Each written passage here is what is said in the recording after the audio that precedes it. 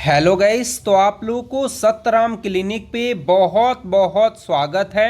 और आज इस वीडियो में हम लोग समझने वाले हैं डाइक्लोफेनेक टॉबलेट और डाइक्लोफेनेक से संबंधित जो इंजेक्शन आता है जिसका नाम है डाइलोना। इसका उपयोग किस किस बीमारी में किया जाता है और किस बीमारी में कितने डोज में करना चाहिए और इसका उपयोग ओडी करना चाहिए या बीडी करना चाहिए और किस कंडीशन में इसका उपयोग नहीं करना चाहिए, बच्चे में इसका उपयोग करना चाहिए कि नहीं करना चाहिए, इन सब की जानकारी इस वीडियो में देने वाला हूं। तो बस पूरे वीडियो में बने रहते हैं। तो डाइक्लोफेनेक टॉबलेट और डाइलोना इंजेक्शन के बारे में आपका डाउट बिल्कुल क्लियर हो जाएगा। तो आपको करना क्या है, तो बस पूरे वीडियो में बने रहना है। आज बहुत कुछ सीखने वाले हैं। तो चलिए वीडियो को स्टार्ट करते हैं और एक एक पॉइंट समझते हुए चलते हैं, जिसमें सबसे पहले हम लोग जानेंगे कि डाइक्लोफेनेक ये किस क्लास का दवाई है। तो it is a belong to non steroidal anti inflammatory class. ये जो डाइक्लोफेनेक जो होती है वो नॉन एस्टेरॉयडल इन्फ्लामेटरी क्लास की क्या होती है, मेडिसिन होती है। ये आपको याद रखना है। और it is a use to treatment of inflammation and pen.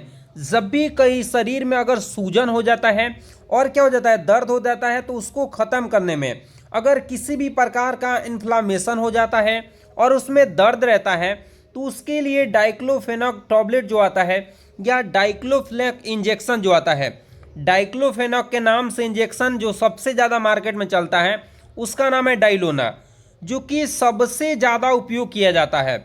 डाइलोना injection हो गया या डाइक्लोफेनेक से संबंधित कोई भी मेडिसिन आ रहा है तो उसका उपयोग कहाँ करेंगे, तो किसी भी प्रकार का इन्फ्लामेशन में या किसी भी प्रकार का दर्द में, ये दोनों साथ में रहें तो इसका उपयोग करना चाहिए। अब आते हैं कि ये कैसे वर्क करती है, आखिर ये जो दवा लेते हैं या इंजेक्शन लेते हैं तो कैसे वर्क करती है। तो आपको याद रखना है कि diclofenac stop the action Cokes enzyme. ये क्या करती है, जैसे ही हम लोग डाइक्लोफेनेक इंजेक्शन लेते हैं या डाइक्लोफेनेक टॉबलेट लेते हैं तो हमारे शरीर में जाती है और कॉक्स एंजाइम की क्रिया को क्या कर देती है, बंद कर देती है।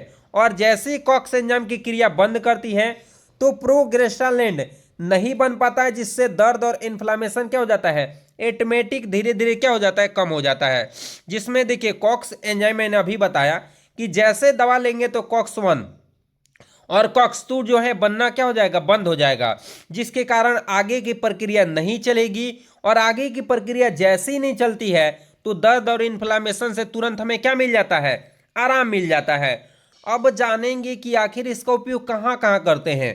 तो देखिए क्विकली रिलीफ द पेन, दर्द से जल्दी राहत के लिए अगर किसी भी प्रकार का चोट लग गया है, अगर कहीं भी चोट लग गया है जिसकी वजह से इन्फ्लामेशन और दर्द हो रहा है या किसी कारणवश दर्द हो रहा है शरीर में किसी भी स्थान पर, तो डाइक्लोफेनेक से तुरंत क्या मिलता है, आराम मिलता है। अगर टॉबलेट से आराम नहीं मिलता है उस कंडीशन में डाइलोना इंजेक्शन लेना चाहिए। ये डाइलोना इंजेक्शन बहुत जल्दी वर्क करता है और शरीर में किसी भी स्थान पर दर्द रहने से तुरंत क्या देता है, आराम देता है। अब आ जाते हैं आर्थराइटिस पेन। अगर आर्थराइटिस पेन है उस कंडीशन में भी अगर इसका उपयोग करते हैं, डाइक्लोफेनेक जो है, डाइक्लोफेनेक का कोई भी टॉबलेट लेते हैं उससे भी आराम मिलता है। अगर उससे आराम नहीं मिलता है तो उस कंडीशन में आप लोग को डाइलोना इंजेक्शन का उपयोग करना चाहिए। ग्वाइट हो गया, ग्वाइट पेन में ये मदद करता है। या मेंसुअल मासिक धर्म के समय, जो मासिक धर्म जो ऐसे मेंसुअल साइकिल आता है और उस समय ज़्यादा ब्लीडिंग होती है और दर्द होती है, उस कंडीशन में भी इसका उपयोग किया जाता है, जिससे दर्द से क्या मिल पाए, आराम मिल पाए। या ऑपरेशन के बाद पोस्ट ऑपरेटिव पेन, मतलब ऑपरेशन के बाद किसी भी प्रकार का कोई सर्जरी हुआ है और उसके बाद अगर इसका उपयोग करते हैं तो हमें इससे क्या मिलती है, आराम मिलती है। अब डोज कितना रहना चाहिए, तो आपको याद रखना है कि 50 mg का आपको बीडी लेना है। बीडी कहने का मतलब दिन में 2 बार लेना है। और 50 mg का टीडीएस मतलब दिन में 3 बार लेना है। कि तो ज़्यादा दर्द रह रहा है तो उस कंडीशन में आप 3 बार ले सकते हैं। अगर उससे कम है तो आपको 2 टाइम ही चलाना चाहिए, ज़्यादा टाइम इसको लेना नहीं चाहिए। लेकिन अगर ज़्यादा मात्रा में ले लेते हैं तो इससे साइड इफेक्ट भी देखा गया है, जैसे में नोजिया देखा गया है और क्या वोमिटिंग देखा गया है, सिर दर्द हेड सी देखा गया है और डिजीनेस देखा गया है। मतलब चक्कर आना, घबराना, उल्टी होना, ये सब कंडीशन दिखाई देते हैं किस में, जब इसका ज़्यादा मात्रा में उपयोग कर लेते हैं तब। अब आ जाते हैं कि इसका उपयोग कब नहीं करना चाहिए।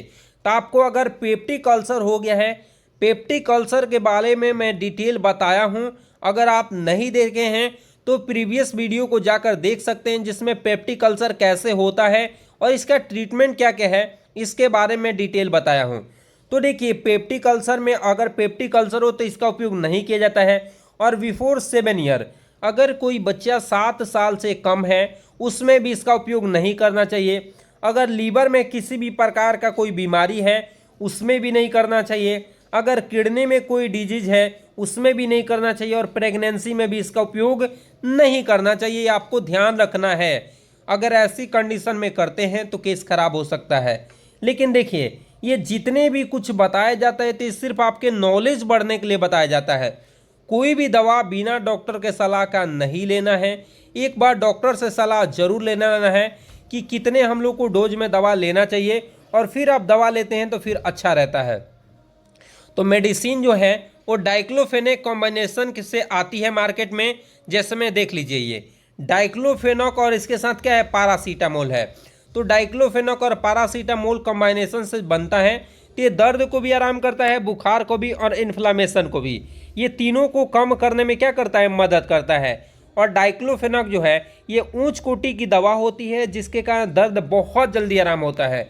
और मैंने मार्केट में मैंने आपको बताया कि डाइलोना आता है। तो डाइलोना जो होता है, ये डाइलोना भी क्या करता है, ये डाइक्लोफेनेक कॉम्पोजिशन से मिलकर बना होता है, जो कि दर्द को आराम करने में बहुत ज़्यादा उपयोग किया जाता है।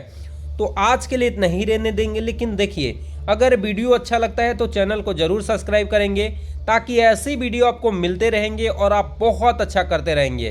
तो चलिए मिलते हैं इसी के साथ अगले वीडियो में, तब तक के लिए जय हिंद।